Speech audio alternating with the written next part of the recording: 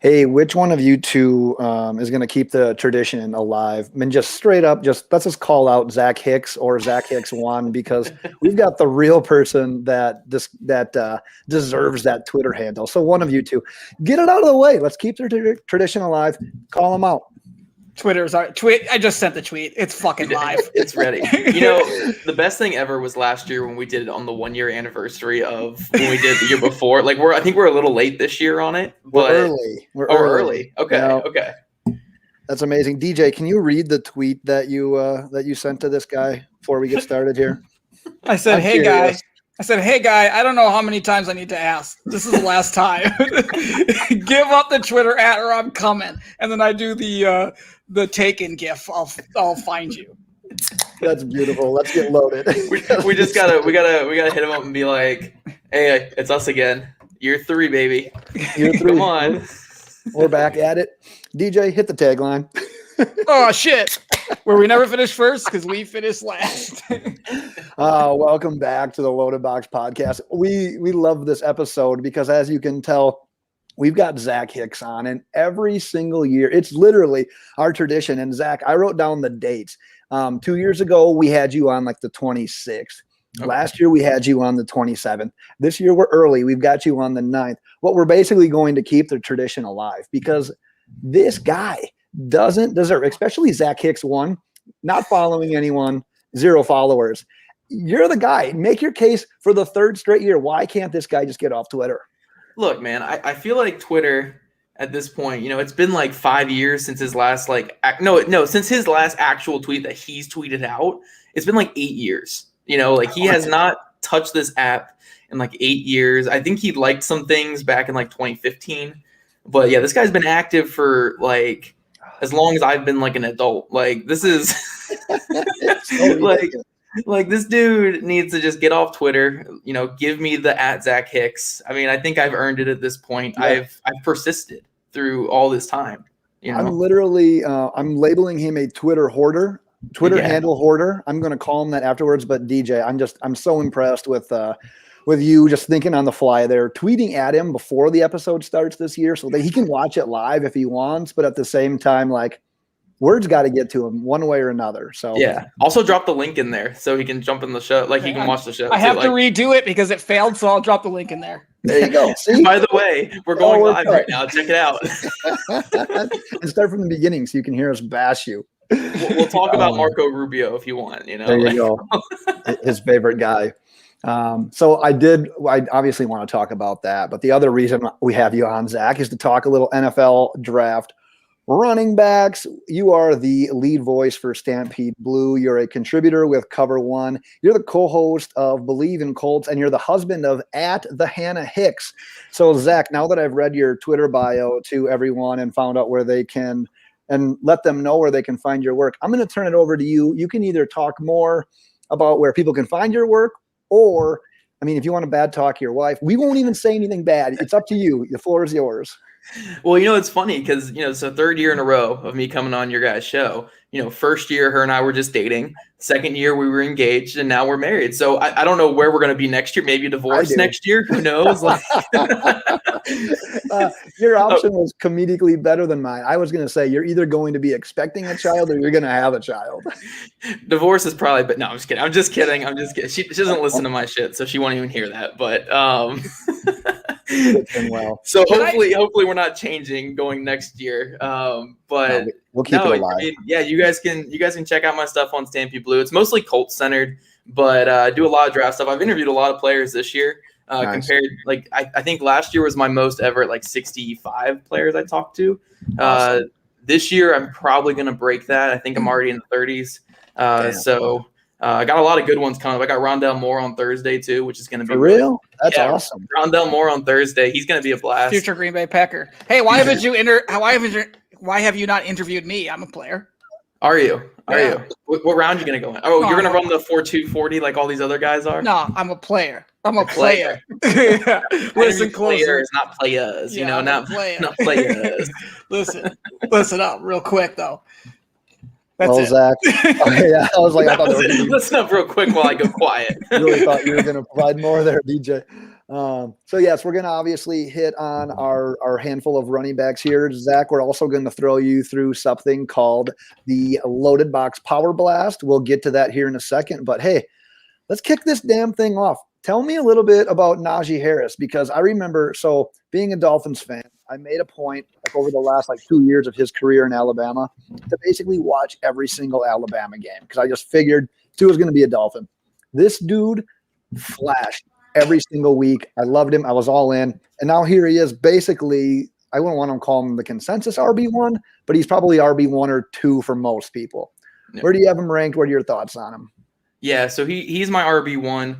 To remind people, just to kind of gloat a little bit, I came on this show last year. We talked some running backs, and I had Jonathan Taylor as my RB1. Right. Who was top 5 in the NFL in rushing this year. So I feel pretty good right now. I'm feeling confident in my running back evaluations. But yeah, Naji Harris is my number 1. That's not too, against the grain. Right.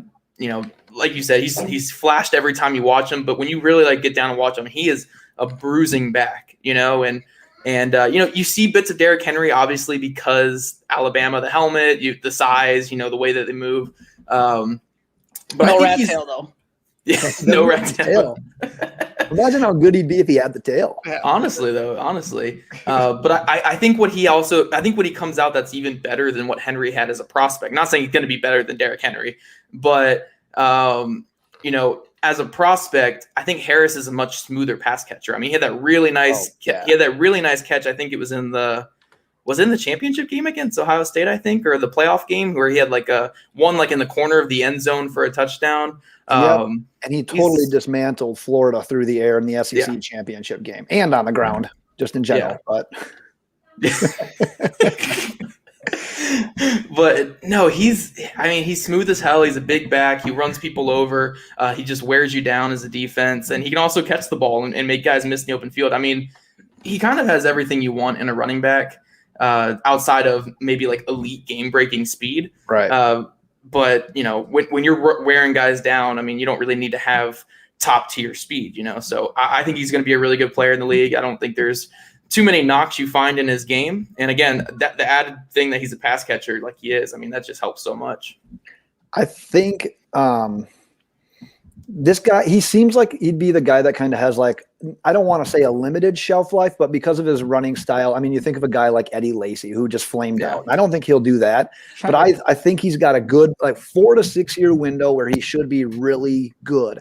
But is there something about his game that maybe has the potential of holding him back from being a productive running back for that long?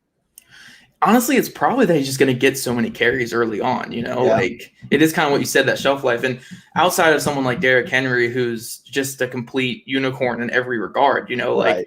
Derrick Henry shouldn't be what he is, but he is, that makes sense. He shouldn't be holding up. He never gets injured, runs for 2,000 yards every single year almost. That's just how he's a freak. Those players don't last. Like you said, Eddie Lacy's a good example where, great 4-year run or whatever it was, 4 or 5 year run. And then was it even that long? I don't even think it was basically 2 years. 2 years. 2 or 3 years, maybe. Yeah. Okay. I think we'll get a longer run here out of Naji Harris, but those bigger backs don't really last. I think what helps him though is how good of a pass catcher he is, so even if say he loses a little bit off of his, his speed or his burst or anything like that, he's still a big back who can catch the ball. I think there's going to be a role for him. But yeah, I think he's going to kind of peak fairly early and kind of sit at that peak for a couple years before it goes down. But yeah, that would probably be the biggest thing holding him back is just that, the injuries are going to pile up over time. It's just how it is. And I mean, unless you're Derrick Henry, it's not going to maintain, but that's just all running backs now. I mean, look at David Johnson early in his career was one of the best running backs in football. And then he aged super quick. I mean, he's only 30 now, I believe. And he feels like he's, a minute away from retirement. Right. You talk about, I'm a big running back guy. So this is my favorite position to break down. This is what I watch closely. I feel like this is where I'm most accurate in my predictions. And you talk about Naji Harris, and you were talking about Jonathan Taylor, right? You were talking about how you were right on Jonathan Taylor. And I was in a weird place with Jonathan Taylor, right? Yeah. Before he got drafted, I was like, okay, everything depends on his landing spot. And when he's landed with the Colts, I actually hate the Badgers. And I a hater. But when he landed with the Colts, I said this is the perfect landing spot for him. If he gets opportunity or I thought Marlon Mack obviously would be healthy, so I thought going to year 2 or 3, he would end up being a really good running back because it's one of the best offensive lines in the league. I think that same thing. I worry about. There's certain running backs that, or a lot of these first early running backs, they could land in a spot that doesn't work for them. I'm worried about DeAndre Swift. Right now, he's dealing with a Jared Goff, a whole new offense. He almost drops more this in year 2 in my rankings than ever before. Is there a worry about where Naji Harris goes, or is it he'll probably go in the first round because some team with the luxury to take him will be able to take him like the Chiefs did with Hilaire? Yeah, I think that's a good point because I don't think he's going to go super high because again, he's not this he's not his size and his traits running at 4.3. If you were doing that, he'd be going in the top 5, right? And you get a situation where he ends up with the Jets or something, and it's well, how good is he going to be year 1? Right. if you're a player on the Jets or something, just to throw them under the bus. But I think there is worry with him. I think again he has a good base because he can catch the ball and he is a smooth player, and his game isn't built off of elite speed or acceleration or anything like that. But I think there is some fear where if he ends up in a bad situation with a bad offensive line, he could be a 3.8 yards per carry type of guy, and that's a scary thing. You don't want to take a guy who, runs a horrible yards per carry like that in the first round. So, landing spot is big. It's probably the running back's probably the biggest position when it comes to landing spot. Right. I thought there was there's been a few guys like Saquon Barkley. I was he can land anywhere and be successful. Obviously, he's been injured. Christian McCaffrey just turns out he can land anywhere and be successful. Yeah. There's one guy in this draft that I think can land anywhere and be successful, but I'm not going to talk about him right now. It's not Naji Harris. Spoiler or not spoiler teaser. Is it one of the guys we're going to talk about? Yeah. Oh, okay. I don't think it is DJ because the funny thing is DJ doesn't have the agenda up and I switched it. You fucking asshole. So it truly is a teaser. You literally told me we were going to talk about it when we texted. Or I guess I teased you for the next time we talk about running backs then. There you go. Zach, let's throw you into question 1 of this power blast here. Basically, the power blast, the running back drill. So I think about middle school football when you first started getting into tackle football. The power blast was the drill where you'd get the ball, and then there's a bunch of, I used to call them, they were little dildos. Then you have to run through them. God damn it, we do this every fucking time. We do, but I have to explain it. When you were little though in middle school, I was pretty undersized guy. You'd run through it and you'd get stuck. So sometimes you get stuck in the power blast and people would laugh at you and make fun of you. That's why I podcast now. That's Ben's experience, not mine. That's traumatic. You should work through that, I think. Right. And some people can power through. So what we're going to do is put you in the loaded box power blast, see if you can power through or see if you get stuck in the dildos. So I'll probably be stuck in the dildos. I'm already that's my prediction for this. Well, question number 1 then is who, in your opinion, is the main character of the television show The Office? It has to be Michael Scott, right? Heartbreaker. What would you guys say? DJ refuses to talk about this because he thinks it's a freaking slam dunk, Michael Scott. I personally believe that there are multiple main characters, and if I had to pick one, it'd be Dwight. I don't even think it's. But you gotta have to, I think, add in that the show was dead after a certain character left. The show was dead. You feel you have to I feel at a show, if you lose your main character, it's pretty much dead, and that's kind of what happened with The Office. DJ. So I get what's going. Oh shit! I get Ben fatigue. I get Ben fatigue. It's not that I don't want to talk about it. It's that Ben talks about a couple of subjects so much. I think he brought up another one. I think in our DMs on Twitter the other day in our Loaded Box podcast group, and I just ignore it. I got to the point where I just ignore it. He'll bring up, I can't even remember, some song or something like that. Or there's 2 other things he brings up all the time, and I just I don't even respond to it. So I just do the thumbs down or whatever. I don't respond. I don't even acknowledge. I don't acknowledge that it was ever said. It doesn't exist to me. DJ, I should make that question that you're referring to the question number 6 of the Power Blast because it's a dandy. It's so good. I don't know why you. I thought there was 2 of them. There was a song, and then there was another. There was one more. I can't remember. You'll come back to it at some point. Yeah, we'll see if we get to that. For the time being, though, this is where DJ is going to fall apart, and Zach will pick us up because really fucked me up. I exchanged Javonte Williams for Michael Carter because I really want to hear Zach's thoughts on Michael Carter. Oh, you switched the same team. So let's talk about Michael Carter, Zach. I mean, I could talk about either of these two running backs. These dudes are both studs. I mean, like, find more enjoyable film than turning on North Carolina versus a team and just seeing like, oh, there goes Javonte Williams for a 50-yard run, and the next play Michael Carter comes in and it's another huge run. I mean, these two are just they were unfair. I mean, then you also have a potential first-round quarterback, 2 receivers that are going to get drafted maybe on day 2, like just a blast of an offense. But Michael Carter, I think, is if just comparing them one-on-one to each other to Javonte Williams, just so kind of talk about him too. Carter's the more explosive one. He's the one with the better long speed. I think he's got I'm not going to say better contact balance, but he has good contact balance. Right. I don't think anybody really has better contact balance than Javonte Williams in this class. Nasty. But Carter can also catch the ball. We saw him run some routes at the Senior Bowl, and he looked really comfortable running some routes. And he had some big plays, I think, on some wheel routes and such at North Carolina. So I think he's going to be a good, solid back for a team. I mean, if he ends up in a really good situation, he could kind of be, he's obviously not the same player, but you know how like Naeem Hines is kind of used for the Colts, where you get a good bit of run, you get a lot of pass catching. I think Carter can be a lot like that, but even in a way, I think he's got like better vision than a guy like Hines did coming out. So he could even be a more productive runner, whereas Hines the first 2 years wasn't a productive runner until this past year. So I think Carter's going to be a really good, second back in a 1-2 punch. And again, it depends on landing spot with him, obviously, but the way that he's able to catch and run routes, it definitely helps that, him landing anywhere he could be productive. Right. I know stats aren't the end all be all, especially in college. A lot of them are skewed, but look at him last year. The dude averaged 8 yards per carry and nearly 11 yards per catch. Wasn't even considered the best running back on his team. Like, it's just insane. Have we seen a situation like this before? Is there anything that you can compare it to? The only thing that came to my mind was like the Georgia running backs. We went from like Gurley to Chubb and Michelle, but it's very rare that they're coming out at the same time. Like, I had to go all the way back to like Ronnie Brown and Cadillac Williams. I think, did the Clemson guys come out together? It was like Spiller and Spiller. Yeah. I know. I can't even think of him. That's how good it was. Yeah. Yeah.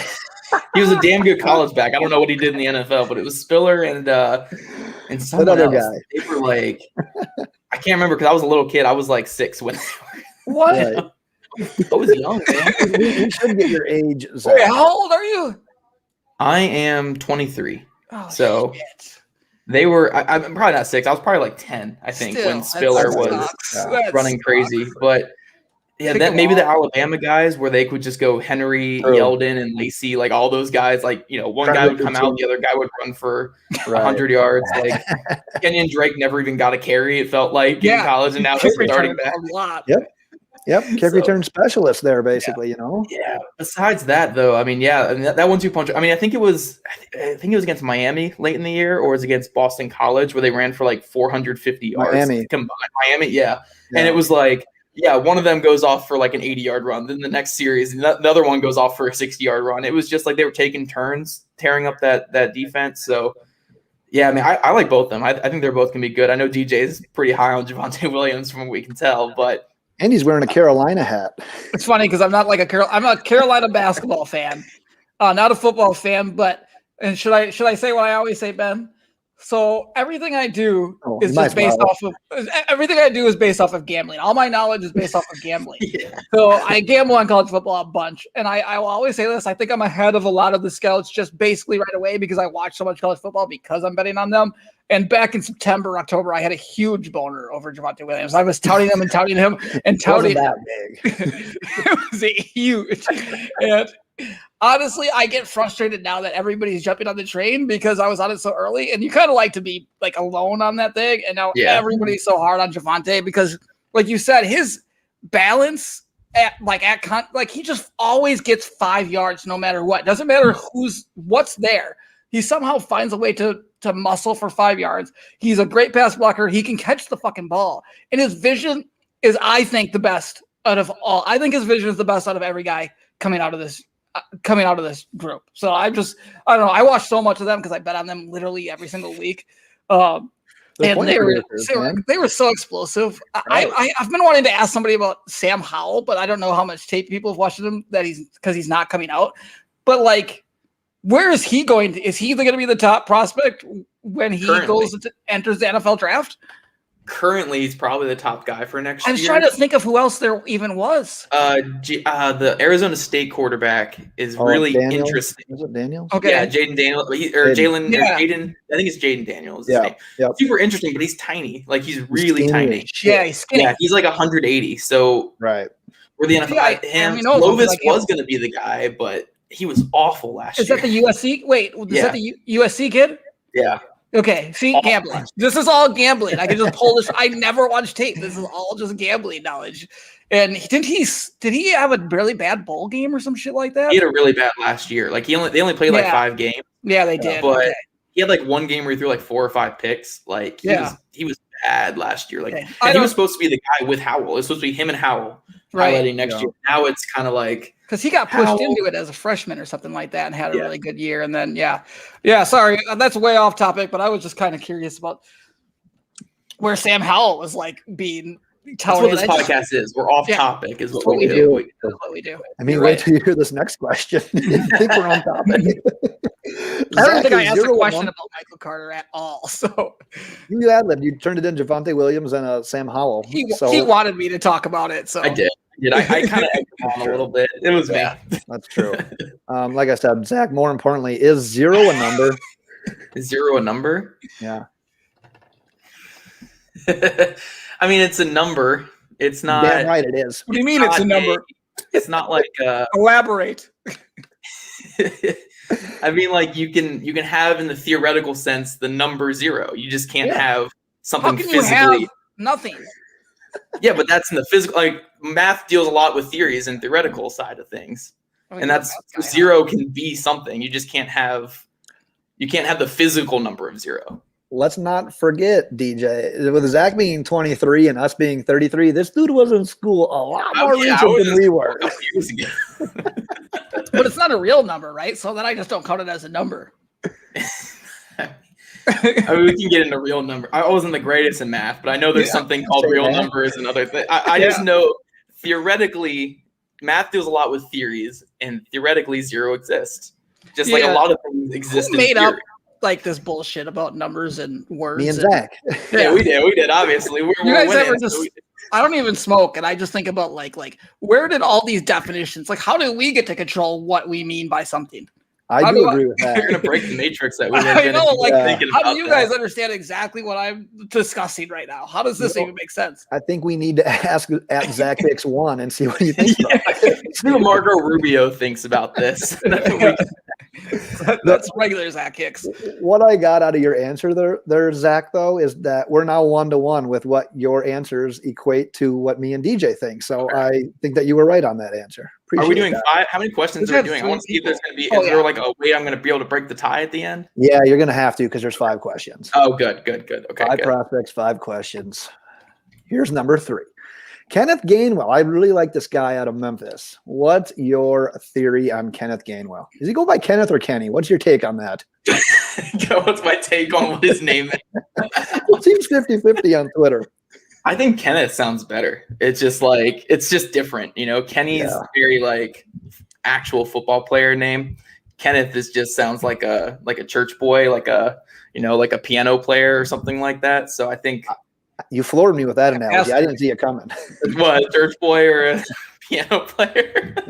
Which, on the field, he's an absolute blast to watch on the field. So he's fun. I mean, when people talk about like that Memphis team from 2019, even, you had Antonio Gibson. I think their other back was pretty good too, and he went to the Senior Bowl. I mean, he's obviously not in the NFL, but he had a solid career there.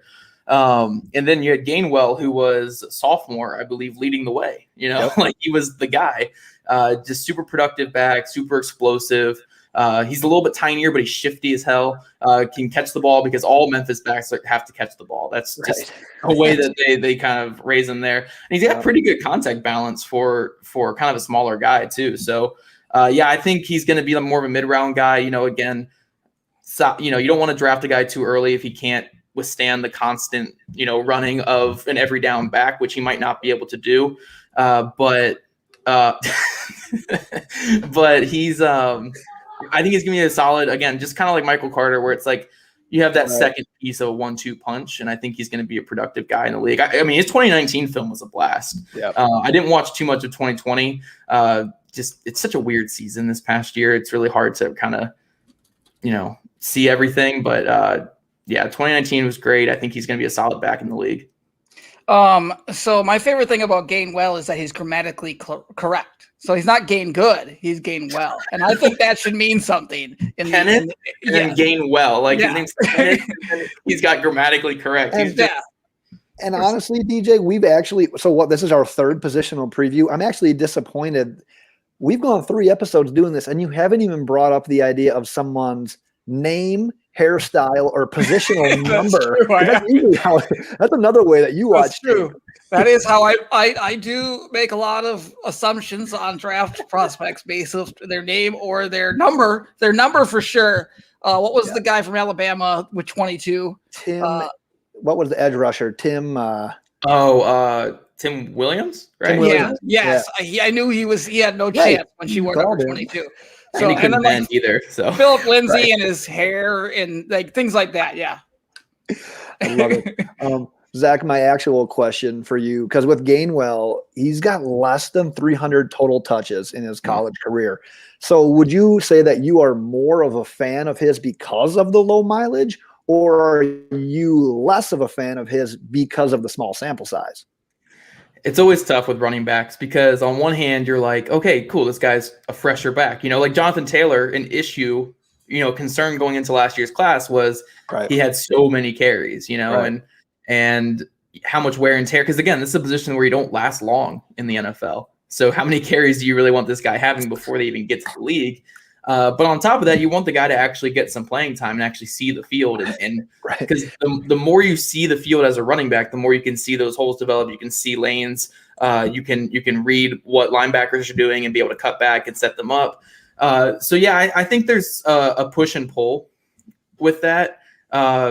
I think it all has to be in certain context. With Gainwell, we saw him have a huge year. We saw him have a year where he was the main guy. And he held that up well. So I'm not too concerned about his lack of carries because he did have that one year where he did get a ton. Right. So this is kind of an open-ended question for you. This is open to either one of you to respond because I've never thought about this before, but now that you bring it up, do you think like running backs and coaches, I think when you're starting getting close to the NFL, I know they're competitive, they want to win things, but it's like you want to also preserve your career, right? Yeah. Do you think they have discussions like, hey, let's play me a little less, let's play you a little less, so you have a little less arms on those legs? What? We're going to talk about Chuba here soon too. I mean, kind of a good example. Exactly, right? But that's got to be something that happens. I feel like maybe at some level. I feel like it happens with some guys. Depends on how much they pay them. Yeah, yeah. I think it happens with some guys though. Some guys are just completely insane and they don't care about that, so they'll just be like, no, play me, run me into the ground here in college because who cares? I just love this game and I want to keep running. But other guys, they know the business of the game and they know the business of keeping themselves healthy. So a guy like Chuba, if they're not talking about it, they should. Yeah, they absolutely like Chuba is a good example, which we'll talk about here in a second. But yeah, I mean, I hope we start seeing some running backs understand the business of the NFL a little more, because the business of the NFL is not really good for them right now. Right. So I hope we can get to the point where they try to preserve themselves a little bit more in college. It's like Chuba should have just went. You're talking, I'll just let you guys transition. Yeah. Well, I got one more Gainwell question. Zach, at some point, maybe it's not year 1 or even year 2, but do you think he has the skill set to at some point be a team's feature back, or do you think he's just more suited as like a complimentary back? I don't even want to say like a Kareem Hunt, because I think he can be a feature back. He's been a feature back. I'll just let you take it from there. I think it depends on the team. If you want to be like the Titans and just run, ISO runs and power runs and stuff like that, no, I wouldn't want him as my feature guy. But if you're doing something like the Cardinals or something like that, where you're spreading it out, you're kind of running more of those shotgun runs and toss runs and stuff like that. And it's very it's not like you're starting back, but it's not like you're getting the ball 30 times a game. You're getting it Right. maybe 15 to 20, and you're getting it in a variety of ways where you're getting on the outside, you're getting some between the tackles, some out in pass routes and stuff. I think if he gets in that kind of role, he can be a quote unquote, starter back in the league. But a traditional running back, between the tackles, I don't know if he'd ever really be a starter there. Gotcha. Let's transition into question 3 of the Power Blast, which leads me to ask you that if you had the opportunity to know the age at which you were going to die, would you want to know? Probably not. I'd probably I just leave it up to chance. I feel like I put I'm 23 now. I put like the little Powerball. Will thing I in. live to see 24? The way things is going on. No, exactly. Like imagine I put the Powerball thing in. It's like, okay, I'm gonna figure out what my age is, and it pops up like 23 in 3 days, and I'm 23 in like 2 days. It's like, oh shit. But, I'd rather be shocked. but the advantage to that would be like, dude, you can go all in. Like you are doing whatever you want to do that last 24 hours. Yeah, but I feel like I'd be very like, I'd become like a nihilist, a nihilist or whatever. At that point, I'd be like, nothing matters. I'm dying soon. I'm gonna die. Well, you can't enjoy any. You're thinking about it. Like, is this why I'm gonna die? Because I know what age. Right. They knew I was gonna find out what age I was gonna die at, and I did something stupid to die at this age, and you just screwed it. Well, then you got the paradox of like say you figure out what age you're gonna die, right? So say I'm 23. Say it's like 75. Do I just walk around like I'm invincible now? Like, do I go if I go to war and I just tank every single bullet at this point? I can't so it's a really weird, like, I get that it's not saying the question is weird. It's always fun to think about time, stuff like that, because there's so many paradoxes and stuff with it, but I'd rather just be, I don't know. I'd rather be ignorant. It sort of sounded like you were talking yourself into it for a second. Have you seen the show Lost or no? You're too young. I've seen the first couple seasons, and then it started getting really mystical, and I was like, eh. Yeah, it's like some Lost shit right there, because it's like I don't know, there's a part in there where one of the guys named Charlie is like, he keeps avoiding death even though he was supposed to die, and then eventually he's just gonna die because it keeps coming back for him. So even if you didn't he like drown or something? Yeah, fuck yeah, he did. Yeah, I think that's where I stopped the show. I think that's because I was like, oh, I like the Charlie character, and then I stopped the show. Lost was popular at the same time CJ Spiller was splitting carries with some unknown back. Me and Ben were in college. I gotta figure out who the hell was that back was CJ Spiller. Right. Well, we bled into this one earlier, only to get blinded a little bit by the Power Blast. But let's go into Chuba Hubbard here, because I'll let you discuss yours, but I'll just go right into my question, because DJ alluded to it. Where do you think he would have went last year if he'd have just come out into the draft versus staying and like kind of just watching his draft stock? I don't want to say plummet, but at least be dampered. Yeah, real quick though, before I jump in, it was Andre Ellington. Okay. Well done. Well done. Ellington and Spiller together. So, but Ellington I think was a freshman and Spiller was a senior. So, Gotcha. But they were still split. It was, they were pretty dynamic. But Chuba's coming off like a 2,000-yard season, I believe. Like, I think he was top 5 in the Heisman voting. Showed great burst, had like 7 yards a carry, like just looked like everything that you would want in a running back. And I really do think you should have just rode that momentum into that draft. 100%. Because when you really break him down, like he's an interesting player, but he's very limited. Like he's not Russell Wilson. He's not limited. But he's not going to be a pass catcher for you. He's always looked uncomfortable as a pass catcher. He's not a good pass blocking back at all. He's very one-dimensional. Despite having that elite speed coming into college, I think he ran like a 10.5 or a 100-meter dash, which translates more to like a 4.3-ish. It's a pretty damn good time, especially for a high school guy. Right. You see it at times, but you don't see it all. He doesn't look like Travis Etienne looks, where it's like every time he touches the ball, he's just looks like he's faster than everybody. Right. He doesn't look like that. There's times where he gets in the open field, some vision issues where if the hole's not like, massive in front of him, he's not going to make a big play. So I think he's a very limited player. And I think riding off of, coming off a huge year, you should have rode that into the draft and you could have sold maybe teams on being like a day 2 pick. But now you're going into the draft a year older, more carries on you, and you're coming off like a year where your backups honestly look better. I think, LD Brown was his backup. I actually have it written down here because that was the point I wanted to make, and I didn't want to forget his name. But LD Brown was like I think a sophomore or junior as backup, and he looked better than him. He looked like Hubbard did the year before. That was going to be one of my fucking questions. And you ruined it. Oh, me too, actually. LD Brown just looked better than him. And it's like, all that momentum you had last year, right? 2,000-yard back, 7 yards a carry. Now you're 4.6 yard per carry back, which is solid, but that's what everybody does in college football. Maybe it's because his coach was a douchebag. Well, yeah. He almost didn't play football last year. Yeah, almost didn't play football. There's obviously a lot of things that went around it, but poor year. You're already a limited back. That's a tough sell for a team. So I think you're looking at a day 3 guy here, unless he runs like in the 4.2s or 4.3s, which everyone's doing this offseason. But yeah. Is there a landing spot? Is there a team he could go to where you think that he would be okay? He'd be a decent running back. I've seen some people float out the idea of like San Francisco. People like throwing San Fran because everyone works San there. Francisco is the answer to every question. It's a good point. Like San Fran's perfect for those one cut backs where if you get on an outside zone run, you just plant your foot and get upfield.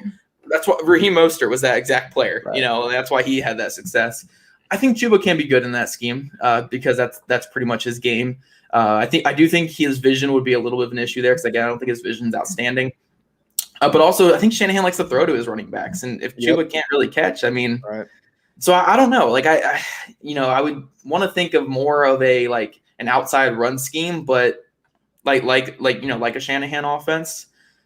I honestly don't know. He's going to be a day 3 guy. It's probably going to be a case where, especially for fantasy purposes, it's going to be someone has to get injured for him to even get an opportunity to really be the guy. Yeah.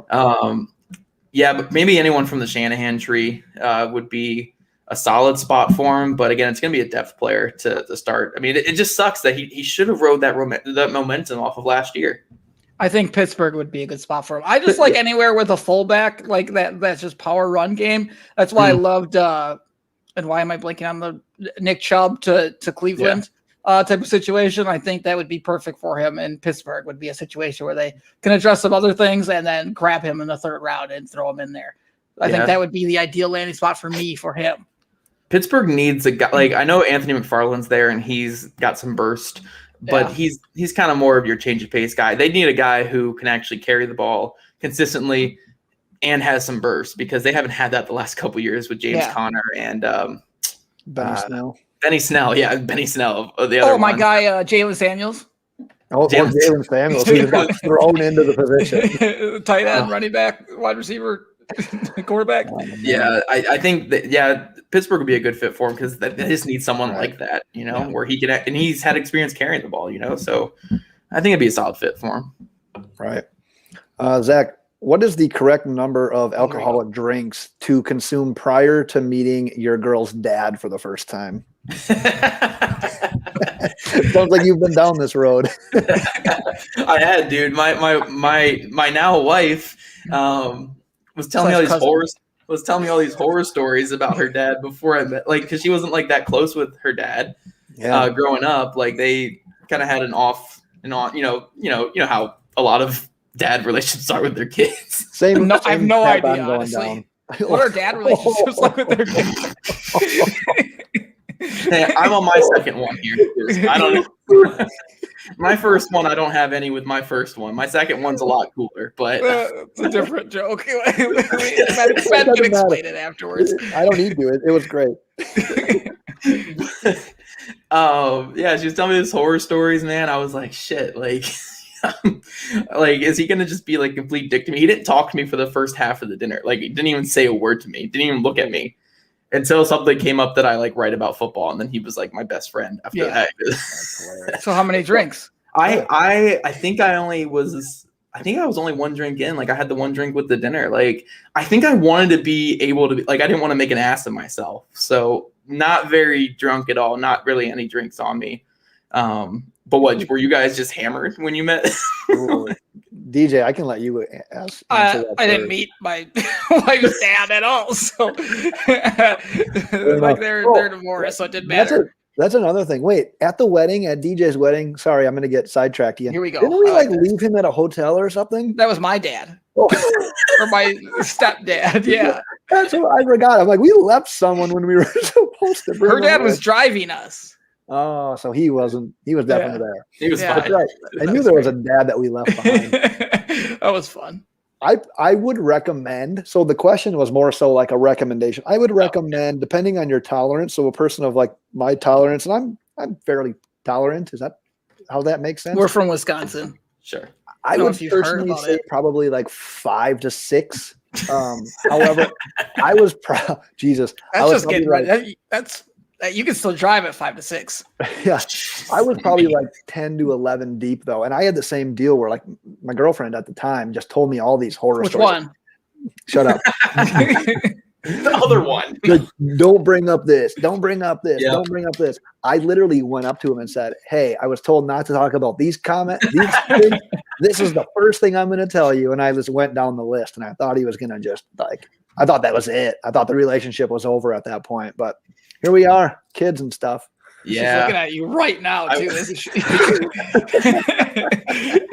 No, dude, I was like, I think I was like one in, and I was like, okay, this is fine. Like, I have something on me. Like, we're casually drinking here.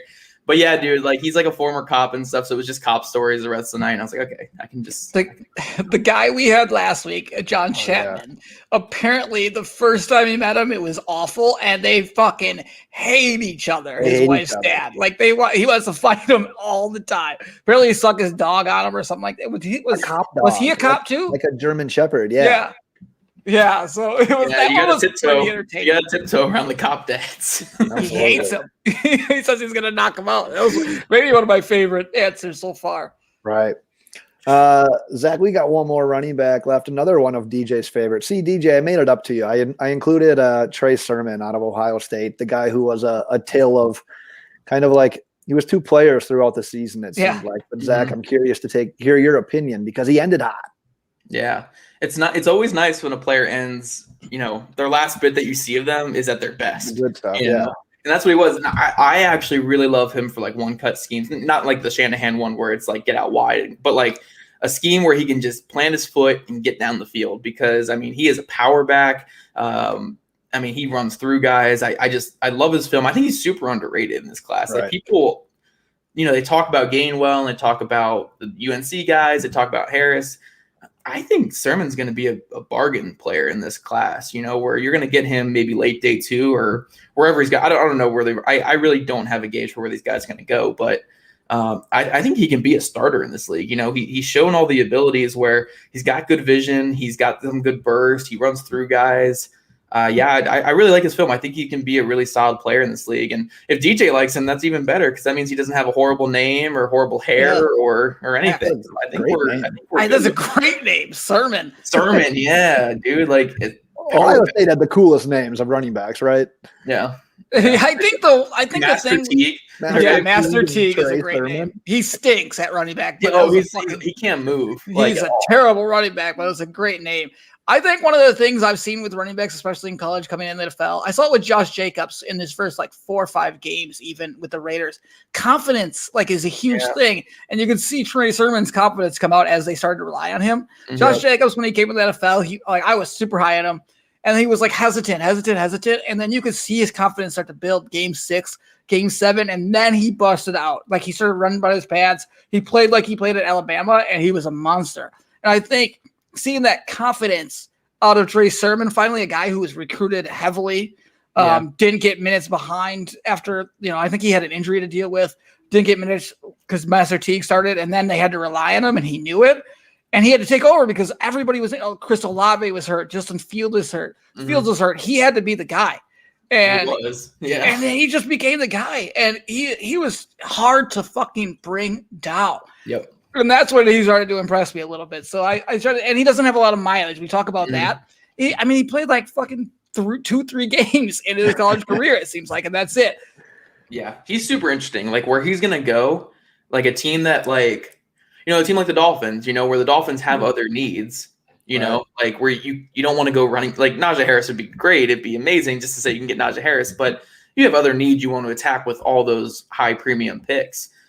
You can get Sermon maybe in the 3rd round or something like that to go with these other. Yeah. And then you'll have a starting caliber back to kind of go with the other backs who are, shown some things last year. I don't know fit wise like their kind of scheme, but just in that kind of sense where, you know, you can address other things early and you can get a good starting caliber back like Sermon on the 3rd round. Right. That's actually what I hope happens. And the kind of off topic here, but DJ alluded to it. You can tell it's damn near March Madness when DJ's talking about college football running back, and he's saying they're getting minutes instead of snap.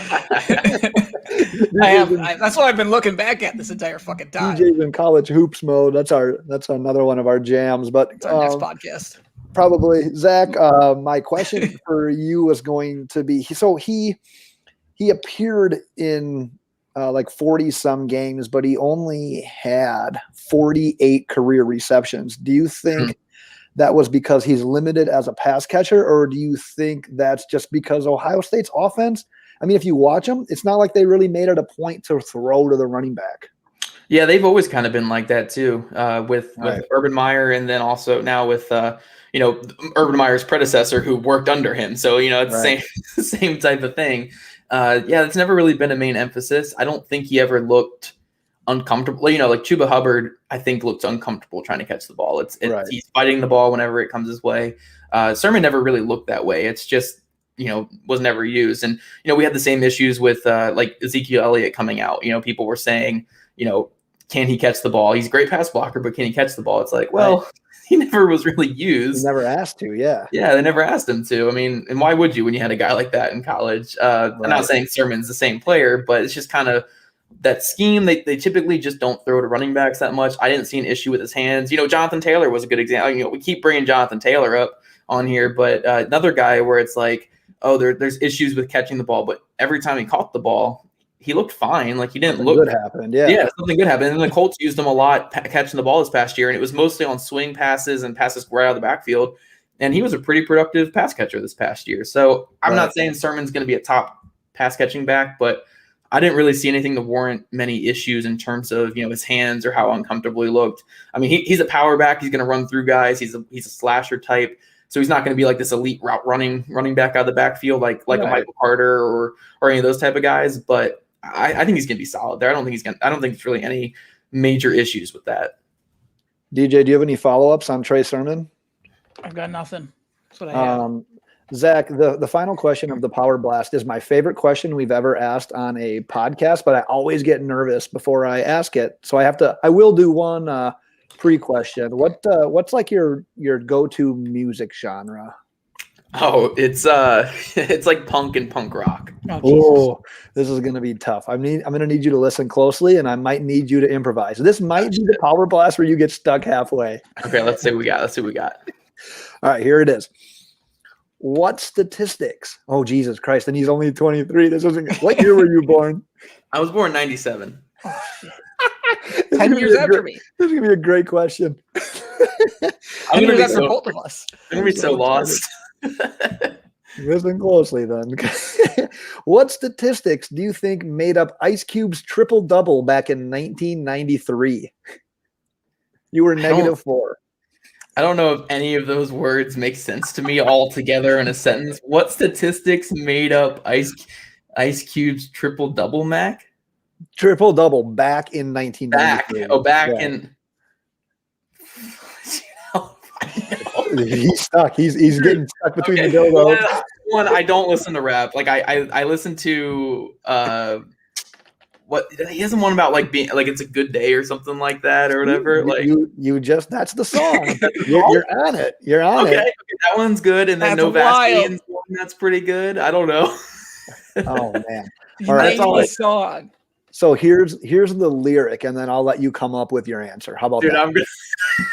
All right. The lyric is, "Get me on the court and I'm trouble. Last week fucked around and got a triple-double."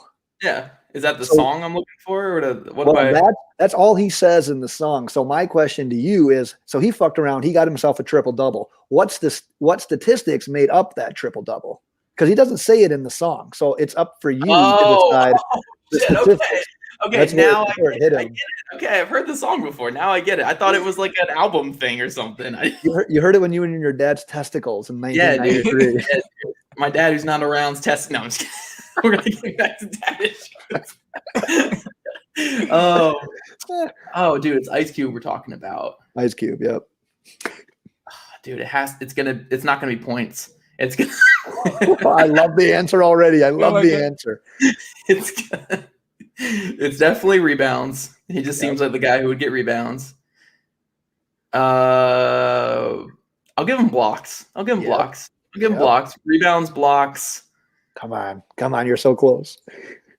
Shit, I'm gonna call him a defensive star. I'm gonna give him steals. We're saying assists. So Zach, that's the quote. See, this is where Ben goes frozen for about 5 seconds, and he wants me to start a story about him. So he'll be back, like in the middle of this. So I'm gonna tell. Oh God! Every time I try to tell the story, he comes back. Wait. I was close, right? What's the right answer? What was the answer? Was it assist? There's no right answer. Well, there is no right answer, but you are the closest to the answer I was going to give because DJ knocked it out of the park. DJ, what is your answer, which I now believe to be the correct answer? Mine was blunts, backhands, and bitches in any term, like female dogs. And unfortunately, so DJ has crushed it throughout the people that we've asked this so far. But you were the closest to me, so I'm going to chalk this up as a win for me, DJ. Unfortunately, but I think at the end of the day, me and Zach both lose. Yeah, way better. My answer was rebounds, blocks, and turnovers. Oh yeah, I was trying to think of something clever to throw at the last one. I was like, shit, I couldn't think of another one. Turnovers is a good one. Should have used once, apparently. I just thought it was astonishing that he came up with anything that was an actual basketball statistic. When he told me that was the question, I was like, oh, this is obviously we're thinking like fucking rap music, like something that you can combine with raps and stuff they talk about in their raps and not actual basketball statistics. And he was like, when he first said it, because I didn't know what he was including it when he first said it on the first podcast, and he said what did you blocks? He said rebounds, and I about fell out of my fucking chair. I'm like, wait, you're talking about real statistics in this fucking category? Dude, dude, when you first asked it, I was like, is that like a rap term I don't get? Is there like a triple double when it comes to rap? Like, I had no clue. I literally just listen to like punk rock and punk and some metal. Like, I don't listen to anything else. They're the worst kind of people. I love the question. Like, I've been thinking about it for years, and I'm like, how do I incorporate this into a podcast? And my conclusion was, you know what? We put people through the power blast, and we force it upon them. But Zach, you helped me out there. I kind of get a point for that. I'm going to chalk that up as a win for me. Obviously, we're talking about Ice Cube. He's not going to get points. Like, I think that's the biggest part. So, like, as long as we didn't have points as one of them, I think it's a win. Right. All three of us were right on that one. And DJ was just more right. Right. Before we wrap this up, I always ask DJ if he has anything a little extra, but I have one extra question for you, Zach, as a guy that's a Colts fan and you contribute a lot to the Colts.